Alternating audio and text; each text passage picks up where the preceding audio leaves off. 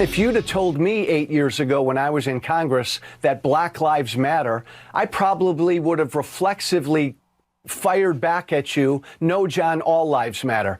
But I've learned, I've opened my eyes, I was mistaken, I listened to Black Americans, and I understand why it's important to say Black Lives Matter. Now, why don't more conservatives say that yet?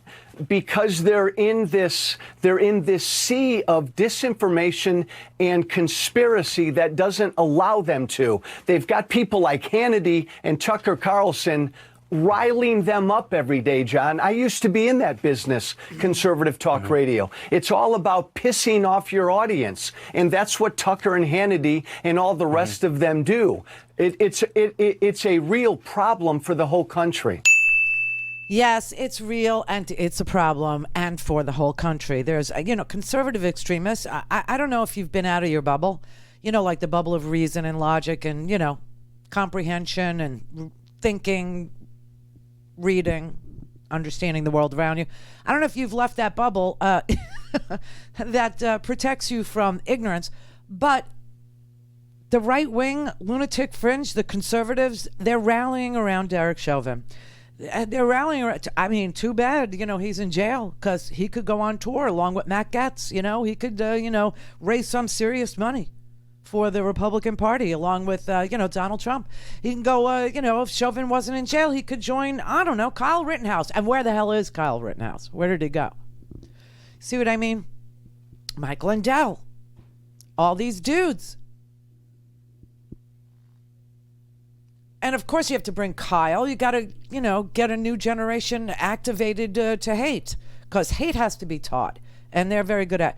I don't know if you've left the bubble, but the crap that's being spewed over there on those, bizarro news channels, it's really, really ugly and scary and dangerous. It's really offensive, okay? Really freaking offensive. Everyone understood perfectly well the consequences of an acquittal in this case. After nearly a year of burning and looting and murder by BLM, that was never in doubt. Last night, 2,000 miles from Minneapolis, police in Los Angeles preemptively blocked roads. Why? They knew what would happen if Derek Chauvin got off. Injustice. In the end, he didn't get off. If given the maximum sentence under the law, he will spend the rest of his life in prison. Is that a fair punishment? Is the officer guilty of the specific crimes for which he was just convicted? We can debate all that, and over this hour we will. We can debate it? But here's what we can't debate. No mob has the right to destroy our cities. Not under any circumstances, not for any reason. Insert pictures of January 6th Capitol insurrection here. Yeah, it's really twisted. This is really freakish. This is really bizarre. They should just throw Chauvin under the bus and move along. But they won't do it. They won't do it. Chauvin is now their new hero. We should debate what a jury actually found. We should debate that. We should debate whether poor Eric Nelson had any defense at all for Derek Chauvin's nonchalant, confident sneering into a camera as he snuffed out the life of a man whose great crime was buying a pack of cigarettes with a $20 bill that may or may not have been legit. I've never seen any evidence about whether that 20 was real or not. Have you? I never have. I never have. But, in talking to some of my friends, they said, I once got a counterfeit 20 and I got it from the bank. I did not know that. I've never had a counterfeit 20 that was ever flagged. I've had people hold them up to lights. I've had them take some sort of a marker and, draw on them. But, if you ask cashiers if they actually know what they're looking for, they'll say, no, I really don't. So we don't know anything about that. But anyway, why are they doing this? Why are they following and embracing someone like Derek Chauvin, who clearly murdered somebody? Maybe because their dear leader is a man who presided over the death of 500,000 Americans. Maybe they have no problem with death. Maybe this whole pro-life thing was really a ruse. Maybe it was a lie. Maybe it wasn't true after all. Maybe it wasn't. because the embrace, and it's all over this channel. I mean, here's Laura Ingraham saying, "No one will be a cop anymore. No one will be a cop anymore." So Derek Chauvin is now her martyr. Okay, no one will be a cop anymore. I heard that from so many of these lunatic-y, Fox people. No one will be. Why? Because you're not allowed to stare into a camera and kill somebody, commit murder in front of children in this country. You're not allowed to do that. I mean, this is what she said. Who wants to be a police officer under these circumstances? Oh my God. Yeah, it's unfortunate because I wouldn't be a police officer today, and I love being a police officer. It was an honorable thing to do. I served and protected my community with my life. I put my whole family aside for many nights, many years, just to make sure our community was safe. And now they'll throw you away.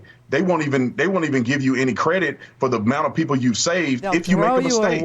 And it's all because of a political agenda. I really wish that people would have a balanced conversation with these matters. I think that there's a room to improve in policing. I was a police officer. I trained police officers. I was on the SWAT team. We can always improve. But also we need to reach out to the community and say, can we stop resisting arrest? Can we stop disobeying the police? And these political pundits, these political talking heads, they want you to fight the police. They want you to be killed. So they can make all this money. They can promote it on the news. They can get a payout with the family, and you're going to be dead as a doornail. Wow.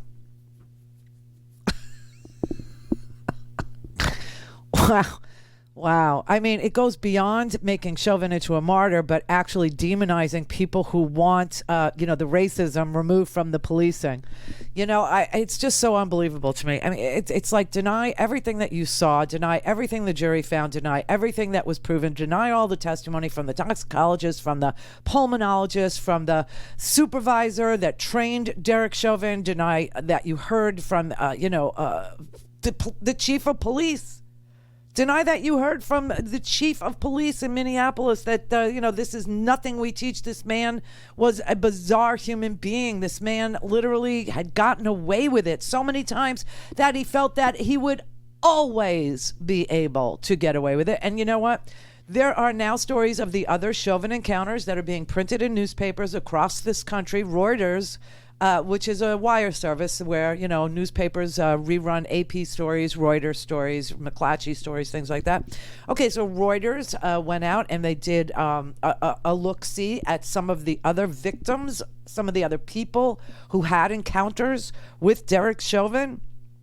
Either they were a witness to his use of force or they were a victim of his policing. And not one of the 17 complainants, not one of the 17 said they had any sympathy for Derek Chauvin. Now, what's really interesting, we had a call yesterday from a guy who said, how come, George Floyd's past behavior, he called it sordid past behavior, but I'll refrain from saying that being addicted to prescription drugs because of something that a doctor prescribed for an injury is sordid. But I got what he meant. He meant, how come George Floyd's prior behavior or his addiction was admitted and Chauvin's past abuse of power or his bad policing was not allowed in? So I told him it's because the prosecution, I said it backwards to him yesterday, I had to apologize, but the prosecution brought up George Floyd's fight with addiction so that they would have control of the narrative, and the poor Eric defense for Chauvin wouldn't have control over that narrative, right? And the judge ruled that the prior bad behavior of Chauvin, he said that you could introduce 2 of the episodes of bad policing by Chauvin, but you know what? The prosecution didn't bring up any of it. They didn't need it. And that's why you didn't hear anything about it. Now, I didn't realize that until I actually went and researched it. Don't have time to listen to the live show? Want to hear more on your schedule? Go to randyrhodes.com and buy a stinking podcast.